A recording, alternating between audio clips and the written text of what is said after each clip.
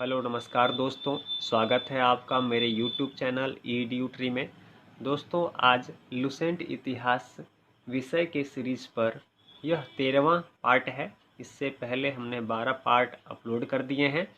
अगर अभी तक आपने उन वीडियो को नहीं देखा है तो उसका लिंक मैं नीचे डिस्क्रिप्शन में दे दूँगा, वहाँ जाकर आप वो वीडियो देख सकते हैं। तो चलिए दोस्तों, शुरू करते हैं आज के इस विषय को। साथ ही अगर अभी तक आपने मेरे इस चैनल को सब्सक्राइब नहीं किया है तो कृपया कर सब्सक्राइब कर लें, साथ में बने बेल आइकन को ज़रूर क्लिक करें। तो चलिए शुरू करते हैं इस विश्वास के साथ कि आपने चैनल को सब्सक्राइब कर लिया होगा। मगध राज्य का उत्कर्ष। मगध के सबसे प्राचीन वंश के संस्थापक बृहद्रथ था। मगध के सबसे प्राचीन वंश के संस्थापक बृहद्रथ था। इसकी राजधानी गिरिब्रज राजगृह थी। जरासंध बृहद्रथ का पुत्र था। हर्यक वंश के संस्थापक बिंबिसार मगध की गद्दी पर 544 ईसा पूर्व बौद्ध ग्रंथों के अनुसार में बैठा था। वह बौद्ध धर्म का अनुयायी था। यह प्रथम भारतीय राजा था जिसने प्रशासनिक व्यवस्था पर बल दिया। बिंबिसार ने ब्रह्मदत्त को हराकर अंग राज्य को मगध में मिला लिया। बिंबिसार ने राजगृह का निर्माण कर उसे अपनी राजधानी बनाया। बिंबिसार ने मगध पर करीब 52 वर्षों तक शासन किया। बिंबिसार ने मगध पर करीब 52 वर्षों तक शासन किया। महात्मा बुद्ध की सेवा में बिंबिसार ने राजवैद्य जीवक को भेजा। अवंती के राजा प्रद्योत जब पांडु रोग से ग्रसित थे, उस समय भी बिंबिसार ने जीवक को उनकी सेवा शुश्रूषा के लिए भेजा था। बिंबिसार ने वैवाहिक संबंध स्थापित कर अपने साम्राज्य का विस्तार किया। इसने कौशल नरेश प्रसेनजीत की बहन महाकौशला से, वैशाली के चेटक की पुत्री चेलना से तथा मध्य देश आधुनिक पंजाब की राजकुमारी क्षेमा से शादी की। बिंबिसार की हत्या उसके पुत्र अजातशत्रु ने कर दी और वह 493 ईसा पूर्व में मगध की गद्दी पर बैठा। अजातशत्रु का उपनाम कुनिक था। अजातशत्रु का उपनाम कुनिक था। वह प्रारंभ में जैन धर्म का अनुयायी था। अजातशत्रु ने 32 वर्षों तक मगध पर शासन किया। अजातशत्रु के सुयोग मंत्री का नाम वर्षकार था। इसी की सहायता से अजातशत्रु ने वैशाली पर विजय प्राप्त की। 461 ईसा पूर्व में अपने पिता की हत्या कर उदाईन मगध की गद्दी पर बैठा। उदाईन ने पाटलिपुत्र की स्थापना की। वह जैन धर्म का अनुयायी था।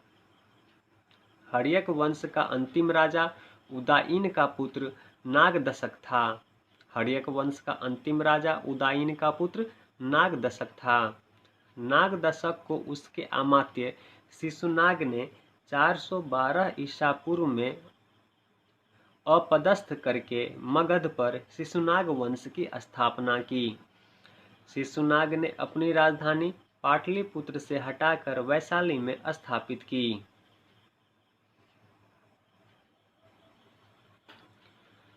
शिशुनाग का उत्तराधिकारी कालाशोक पुनः राजधानी को पाटलिपुत्र ले गया।